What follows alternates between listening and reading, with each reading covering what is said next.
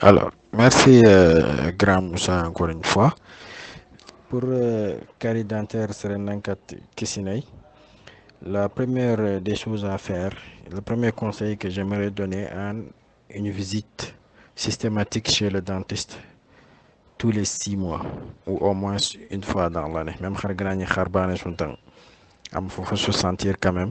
On a chirurgien dentiste bang ana visite ndeber ana fay parce que aray fini yogni détecter en kenga lagan détecter de plus on a détecté plus tôt non seulement on faut éviter nandanga sur le plan fonctionnel mais également on faut éviter nandanga sur le plan khasinkara parce que les soins dentaires aussi ça coûte cher et plus traitement que na maladie kenda détecté fene un traitement na kat no wana kam fi finlandais conseil finlandais en alimentation que on a cross on a faut bec sucré le niveau et également hygiène bucco-dentaire on a au kilo taxisri le brossage doit se faire 2 fois après les repas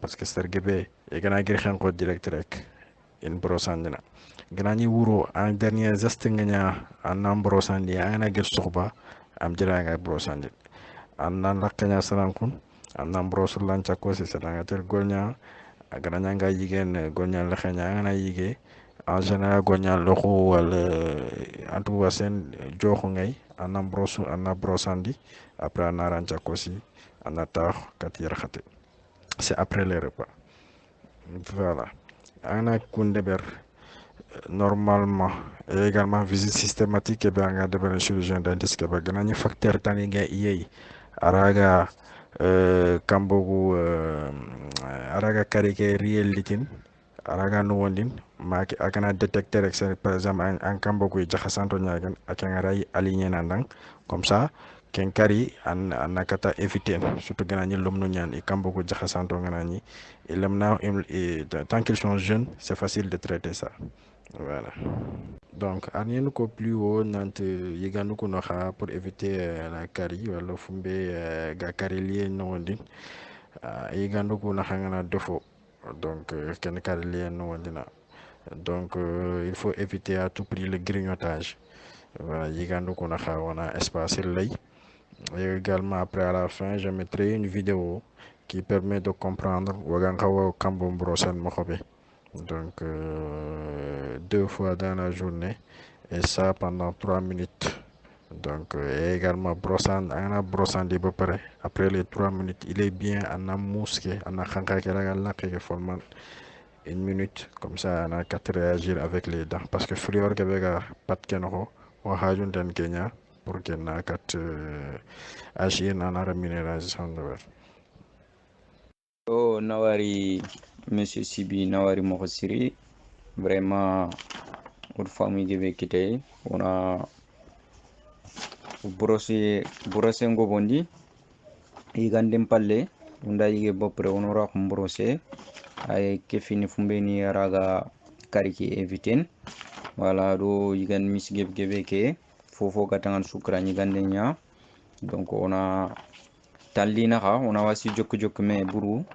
Yo merci nawari yo ga tangana deuxième wattebe watte finlande be anger ko nanta gebe nyani ay tangan wattu be ni ay kap wattu be ni ganga be soro kuragana igatin la zenzivit yo comme diginya ngati yan ken yo imulo na ko ngodan maneni la zenzivit yo ken diginya ngate we mula na mo konko danga e aha a manifesten mendun ka andani sere anutun mendun ka nanti diginya ngate yananga yo ado fumbe begeri isabab fumbe bega sababun yo question ni ku sikian menoko diginya ngate ke be anger ko ana konko danga aga andani be alaga tun mo gombe nanti ke ngatiania yo ado aga kiten mo gombe fumbe be ni ga sababu uraga a diginya ke watten kinyenoy Merci beaucoup, Grand Moussa. Donc, pour aller vite dans cette deuxième partie, parce que Ouro Byron, gingivite, en termes simples, c'est juste une inflammation du parodonte superficiel. Comme ngeen ko falle no xobe kambe fo anay igir kambe gara gasik raqege no xob. Donc kim fu bene ga tikitil kambe ge ay kapay dignya. Donc dignya ngana dag mager inflammation qui c'est-à-dire ak woti est une Kenya dans gingivite. On va checker après, on va dans les prochaines lignes, on va expliquer à manifester le mauvais et mahantig agali. Alors, mahantig gingivite litin. Alors, déjà il faut dire entre parenthèses que gingivite n'est que façon gouvernement.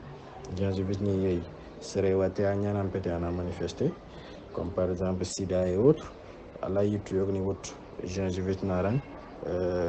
Yaxare nga naan xun taxon ke gingivite la ñane mais ukuntu do kun gingivite la gare gingivite B en gingivite induite par la plaque, c'est-à-dire microbe ni bene ga nakki ko ngana gingivite qui induire won do kunya. Alors digna normalement à couleur un peu rouge, à couleur rose nya. Digna elle a une adhérence ferme.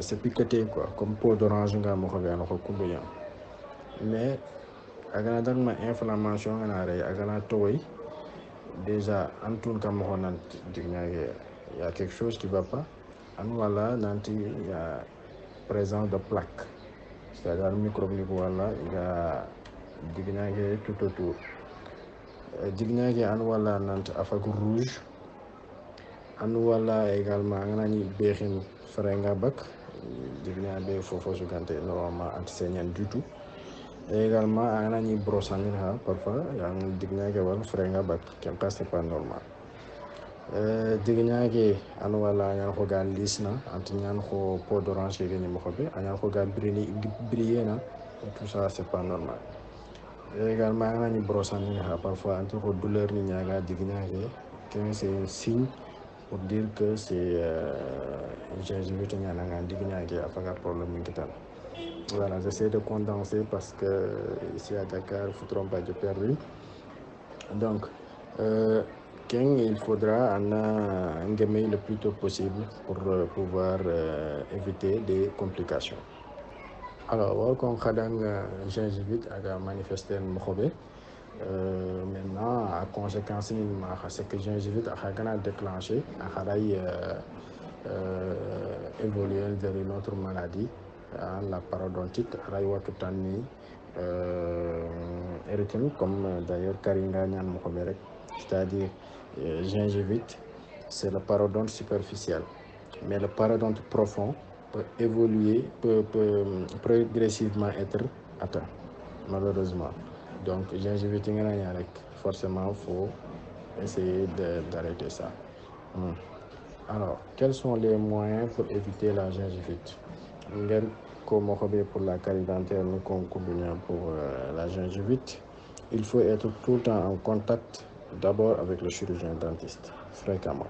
Comme ça, on a Joe à détecter déjà. Mais également, la règle d'or, c'est l'hygiène. L'hygiène.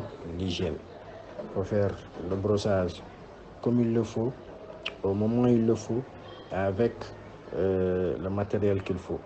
Une brosse à dents souple, une pâte dentifrice fluorée. 2 fois par jour avec la bonne technique. Inch'Allah, après une vidéo pour illustrer mes propos, parce que je vais expliquer dans l'air comme il est venu une femme.